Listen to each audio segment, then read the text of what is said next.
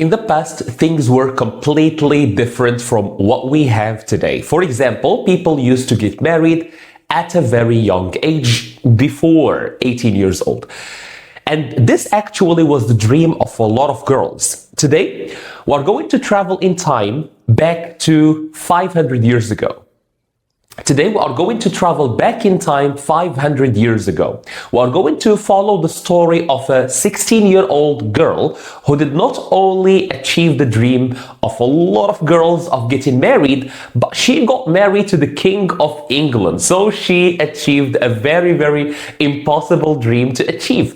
But the problem was, this girl was not happy with this marriage. Why? She had the secret. Her secret was that she loved another guy, another man, and this man actually was poor. So she married the king, but she was in love with the poor man, and this is the story we are going to follow today. Welcome to English, the channel that will help you actually improve in English. And we do this through real life stories like the one we are going to follow today. It's a historical story, but it's a story that actually happened. And through it, we're not only going to learn history and some facts, we are also going to learn some vocabulary related to the theme of royalty, royal life, and emotions. If you are just starting your journey to English, this story is really tailor-made for people like you because it's an A1 story. It's a story suitable, understandable, digestible by people who are just beginning, taking their first step in learning the English language. If you are new here, make sure to subscribe so that you don't miss our future stories like the one you are going to watch today, and other stories that cover other topics like science, technology, so you really expand your vocabulary in a lot of domains. If you are already one of our followers, one of our subscribers, a part of our more than 500,000 followers, make sure to like this video to help it reach even more people. So without further ado, let's go and start this journey and see what's the story of this girl. Chapter 1. A Young Girl. England, 500 years ago. A big house. Outside London. Cold. Dark. Quiet.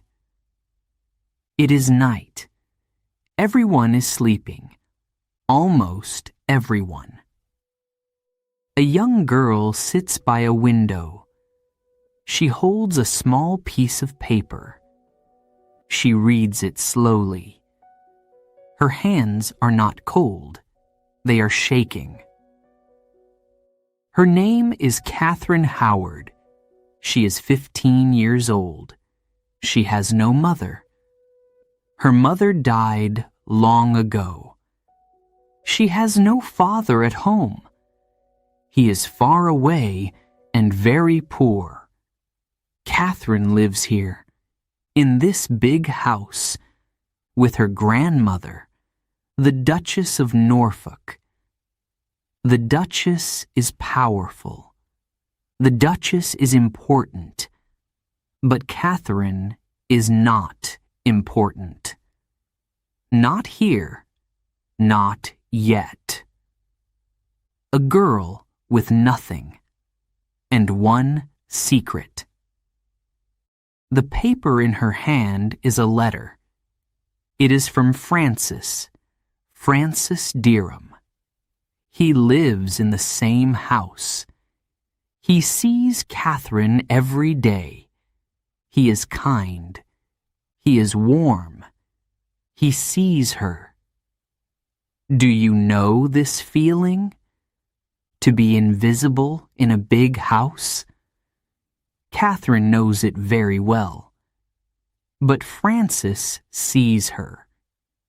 They talk in quiet voices. They meet in the evenings. They write small letters. Catherine keeps every letter. She reads them alone at night. She is happy. For the first time in her life, truly happy. Two young people. One dangerous secret. But secrets in England are dangerous. This is 1539, and England has a king. His name is Henry VIII. He is the most powerful man in England. He is not young. He is not gentle. And he is looking for a new wife. One day, Catherine's uncle comes to the house. He looks at Catherine. He thinks. Then he smiles. He has a plan. Catherine does not know this yet. She is in her room. She holds Francis's letter. She is happy. She does not know that tomorrow her life will change forever. Chapter 2. The king chooses her. He is a big man, very big. When he walks, people move. When he speaks, people listen. When he looks at you, you look down. His name is King Henry VIII. Henry is 48 years old. His legs hurt every day. His heart is tired. But he wants a young wife. He had 4 wives before Catherine. Some he sent away. Some he killed. Henry always gets what he wants. Always. One day, Catherine's uncle comes to her. His name is Thomas Howard. He is a powerful man. He looks at Catherine. He smiles. "You are going to the palace," he says. "You will work near the queen." Catherine says nothing. You do not say no to Thomas Howard. You do not say no to anyone in this family. The palace is very big. The rooms are gold and red. The floors are cold stone. Catherine walks slowly. She looks at everything. She is afraid. She thinks of Francis. She thinks of his letters, his warm voice, his smile. But Francis is not here. She is alone again. Then one day, the king sees her. He stops. He looks at her face. He looks at her eyes. Catherine looks down. Her heart beats fast. The king says nothing. He walks away. But that night, he writes a letter. In the summer of 1540, Catherine Howard becomes Queen of England. She is 16 years old. The dress is beautiful. The crown is heavy. One day, a girl. The next day, a queen. At night, in the palace, Catherine sits alone. She is a queen. She has everything. But her hands are cold. And she thinks of Francis. She still thinks of Francis. But Francis is not the only one. Soon there will be another name, another secret. Chapter 3. Thomas. The palace never sleeps. Day and night, people walk in the long corridors. Servants, soldiers, ladies, Everyone watches everyone. In a palace, there are no real secrets, or so they say. His name is Thomas Culpepper. He works in the palace. He works very close to the king. The king trusts him. The king likes him. Thomas is young. Thomas is confident. Thomas is dangerous. And he knows Catherine. They see each other in the corridors. They say nothing, but their eyes speak.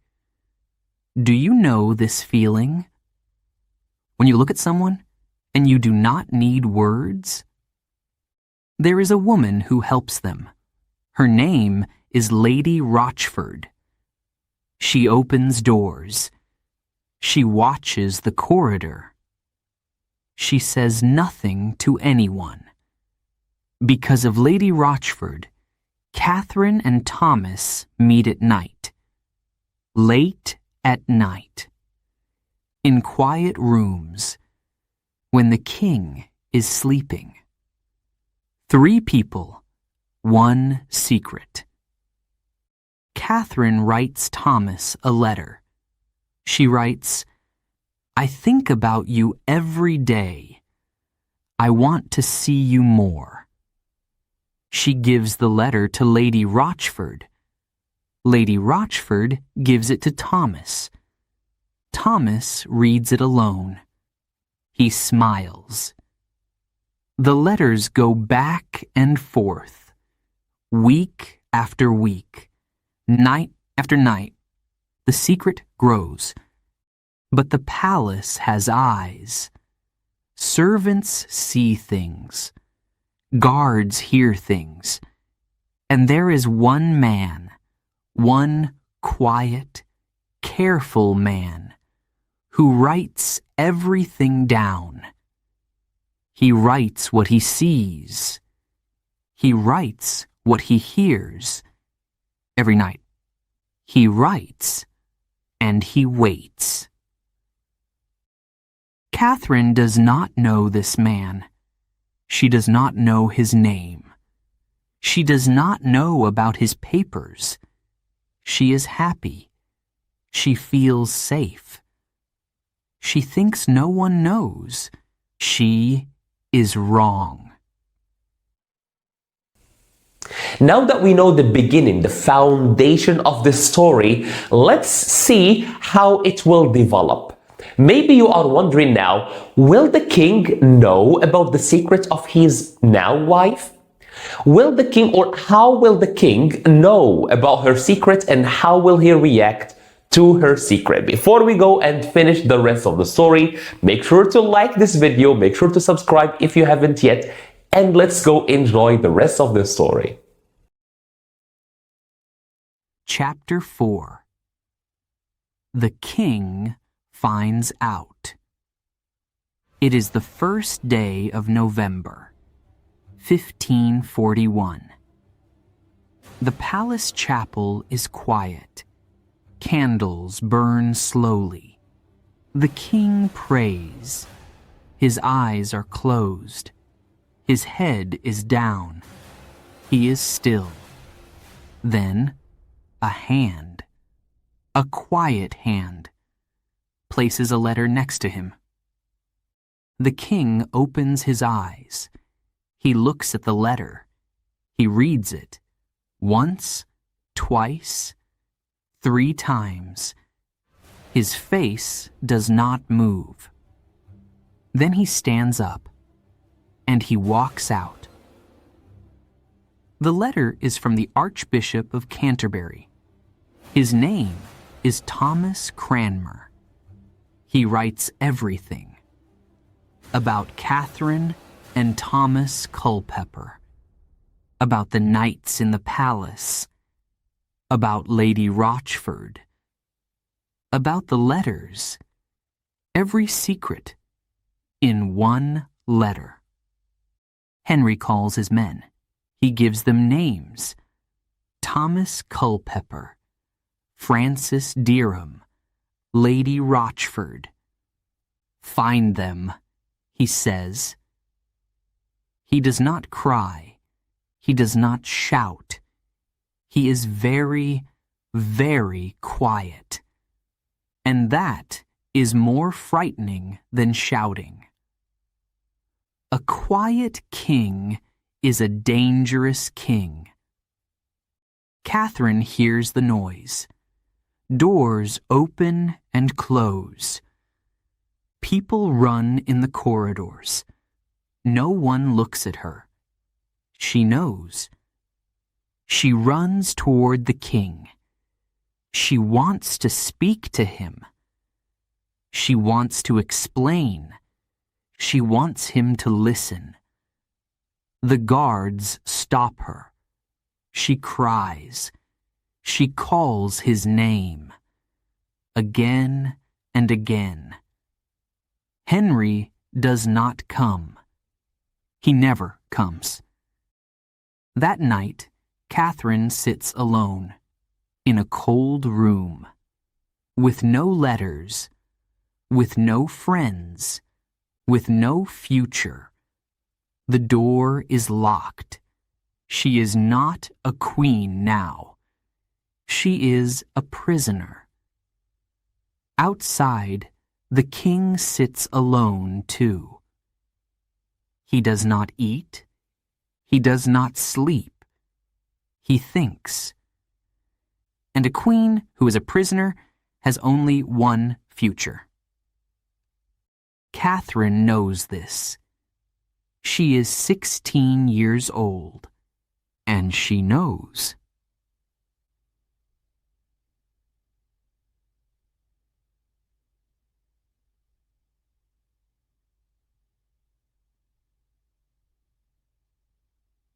Chapter 5.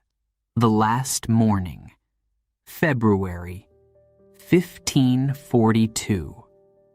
London is cold. The sky is white. The river is gray and silent. The Tower of London stands alone. Big, black, old. Inside, a young girl wakes up. Her name is Catherine Howard. She was a girl with nothing. Then she was a queen. Now she is here, in the tower, waiting. The night before, Catherine asks for something strange. She asks for the wooden block. The block where she must put her head. They bring it to her room. She practices. Alone. At night. She wants to do it well. Even at the end, she thinks of others. In the morning, they come for her. Catherine stands up. She is very pale. Her hands shake. But she walks. She walks slowly. She walks alone. Lady Rochford walks beside her. 2 women. 2 secrets. 1 morning. Catherine is 17 years old. Maybe 18. No one knows exactly. She is very young. She thinks of the big house outside London. She thinks of Francis's letters. She thinks of Thomas's eyes. She thinks of the cold rooms in the palace. She thinks of her life, how short it was, how fast it went. From a girl by a window to here. Far away, in another room, the king sits at his desk. He does not come to the tower. He cannot. He signs a paper. His hand is heavy. Then he puts down his pen. And he cries. The most powerful man in England. They say Henry never spoke her name again. They say he kept one small thing, something from the early days. Before the palace, before the crown, a small piece of paper. A letter.